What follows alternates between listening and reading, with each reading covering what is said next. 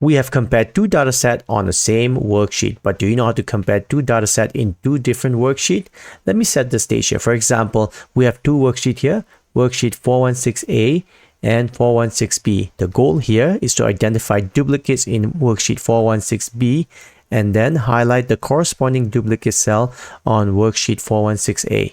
Here's how you do it. First, you go to worksheet 416A and basically highlight column A data here like this. And after that, you go Home, Style, Conditional Formatting, New Rule. In this pop-up here for New Formatting Rule, you're going to select Use a formula to determine which cell to format. And the formula that you're going to use, let's start off with a match function. The first argument of the match function is your lookup value, which is going to be A2, which is going to be in worksheet 416A. Basically, type A2 here, comma.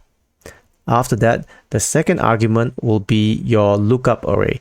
We're going to have to look up from worksheet 416B here and basically highlight the column or the array of data set where you're going to look for that particular data for A2, which is the first argument here.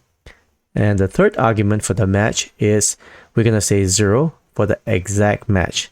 And basically what this match function does is returns the position where the match was found.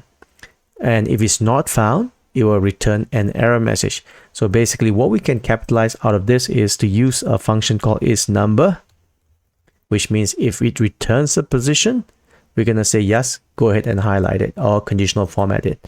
And then don't forget the last parenthesis here. And after that, you're going to click on Format. And then make sure you're on the Fill tab here and select the color that you want to highlight when the match is made. I'm going to say highlight it with red and click OK and OK one more time. As you can see, any names that appears in worksheet 416B is actually highlighted on this worksheet here, 416A.